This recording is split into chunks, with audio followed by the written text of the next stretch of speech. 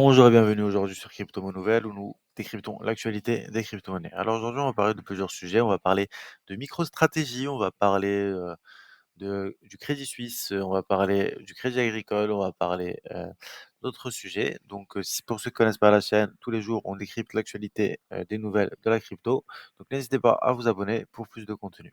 Alors, on va commencer par le marché. On a un Bitcoin à 27 944 dollars, un Ethereum à 1894 dollars. Donc, un Bitcoin, ça a bien monté en matinée, mais le marché il est assez stagnant. Donc, pour le reste de la journée, même si on a eu quelques jours dans le vert, aujourd'hui, le Bitcoin qui arrête de monter, qui laisse la place un peu aux altcoins qui font des montées un peu plus hautes avec des projets comme Lido qui montent bien. Donc, les projets qui ont rapport avec la mise à jour Shanghai qui commence à bien monter parce que je pense que les gens ils prévoient une augmentation du staking suite à l'arrivée de la mise à jour. Alors, ensuite, on va parler de MicroStrategy qui rachète encore 1000 bitcoins. Donc, ils ont encore racheté aujourd'hui 1000 bitcoins. Donc, aujourd'hui, maintenant, ils ont plus de 140 000 bitcoins, soit 4,17 milliards de dollars. Et voilà, donc ils continuent d'en accumuler, évidemment. C'est un bitcoin maximaliste et il est très très bullish envers le bitcoin. Faut faire attention parce qu'il a eu tendance à les acheter au top. Alors, j'espère que ça ne sera pas le cas cette fois-ci. Ensuite, on va parler du Crédit Agricole. Le Crédit Agricole, donc il fait un pas vers la blockchain. Donc qu'est-ce qu'ils ont fait? Ils ont fait, avec Investissement Banque et Skandinaviska Skilda Banken, ils lancent, un service qui s'appelle le Soilbond et donc il va permettre aux professionnels d'émettre des obligations numériques sur un réseau blockchain orienté vers la préservation de l'environnement. Donc ça va être en fait, ça va permettre aux gens d'acheter des obligations, donc sur la blockchain. Donc c'est un pas vers la blockchain, c'est un pas vers, le monde de la crypto et donc voilà, ils vont lancer ça, ce projet et voir comment ça fonctionne. Donc ça va probablement leur montrer que la blockchain, c'est super utile pour ce type d'investissement et peut-être, les pousser à, à acheter plus, à mettre plus de produits, sur la blockchain en rapport à leurs obligations, en rapport à leur vente, de produits dérivés et cetera et cetera. Donc voilà. Donc ensuite, on a, le Crédit Suisse qui offrira aujourd'hui à partir de maintenant, bah, c'est pas le Crédit Suisse, c'est une banque suisse qui va offrir, des services, crypto réglementés à ses clients. Donc ils vont offrir, du Bitcoin et de l'Ethereum. Donc voilà, donc eux en fait, ils vont permettre aux gens d'acheter, donc c'est pas des ETF, mais ils vont permettre aux gens de s'exposer, à la crypto-monnaie.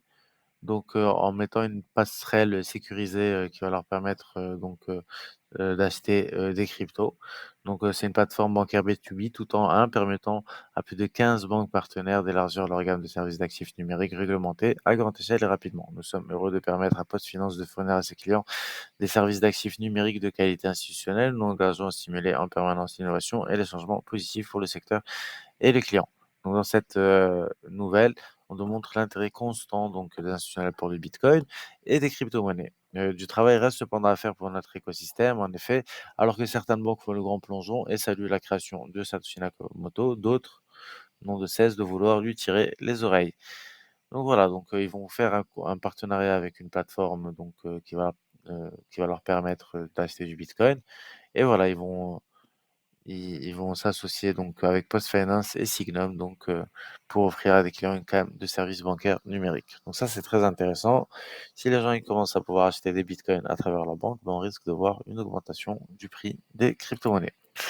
Après, on a le fonds Arbitrum qui est en crise. Donc il est en crise, suite, voilà, ils ont décidé de se reverser, je pense, quelques milliards.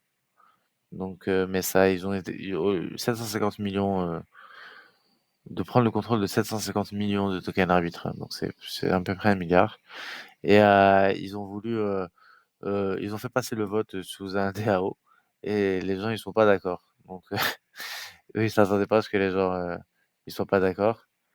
Donc ils avaient distribué les jetons, ils auraient pu se les donner ceux-là sans faire le DAO et je pense que les gens ils auraient rien dit parce que ça va leur permettre de financer, l'écosystème Arbitrum et voilà, eux ils ont voulu, informer les gens en faisant un vote dans le DAO, etc. Mais ça a été refusé, ça a été rejeté par la communauté. Et donc ils se retrouvent dans de beaux draps vu qu'ils sont obligés de le faire quand même, vu qu'ils ont pas le droit de ils ont besoin de cet argent pour survivre et ils ont commencé à dépenser cet argent avant même que les gens ils aient approuvé le budget de l'organisation et ils sont alloués 40 millions de arbitrons sous forme de prêt à un acteur des marchés financiers et 10 millions restants ont été convertis en fiat pour couvrir les coûts opérationnels. Donc alors ça montre que, ben, ils respectent pas trop, leur communauté et donc que c'est pas vraiment décentralisé tout ça et voilà donc c'est pas vraiment, c'est pas vraiment très fair-play de leur part. Ensuite, je voulais juste parler de ça, cette nouvelle, donc Dogecoin sur Twitter. On le voit ici, le petit signe du Dogecoin. Donc voilà, donc il y a Elon Musk qui a décidé, voilà, de pumper le Dogecoin qui est monté de 20%. Donc suite à cela, 27% pour être exact. Et voilà, donc maintenant sur Twitter, on a Dogecoin. Qu'est-ce que ça veut dire pour Twitter? Est-ce qu'ils vont accepter le Dogecoin? Peut-être bien, et ça serait une révolution pour cette petite monnaie-là, qui ferait beaucoup de millionnaires.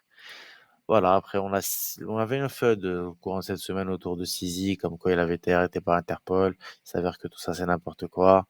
Donc voilà, il a fait un trade là-dessus et il dit que voilà, on a besoin de nouveaux DEX parce que PancakeSwap a la plupart des users, Uni a la plupart de la TVL et c'est trop centralisé à son goût. Venant de Binance, c'est ironique. Mais voilà, il pense qu'on devrait avoir de plus en plus de DEX qui se développent pour décentraliser l'utilisation des crypto-monnaies.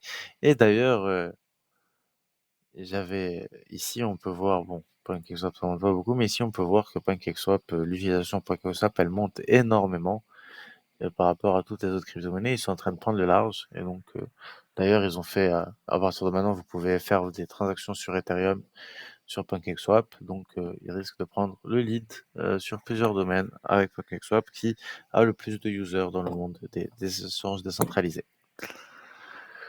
Voilà, voilà, donc c'était ça que je voulais vous montrer aujourd'hui. Parfait. Il y a aussi Binance qui a lancé, à partir de 13 toilettes, un système de fiat off-ramp. Donc ça va vous permettre de changer directement vos cryptos en dollars via Trust Wallet. Donc ça leur permet de s'assurer que malgré toutes les banques, ils vont pouvoir toujours vous échanger vos crypto-monnaies. C'est assez rassurant, je pense, pour la plupart des cryptophiles. Donc voilà, c'est une bonne chose. C'est une bonne chose pour Trust Wallet aussi, qui va du coup générer de l'intérêt des gens qui vont pouvoir maintenant acheter directement leurs cryptos pour Trust Wallet et directement les revendre sur Trust Wallet. Voilà. Voilà le tout. Donc j'espère que vous avez apprécié le contenu. Encore une fois, n'hésitez pas à vous abonner et à très bientôt.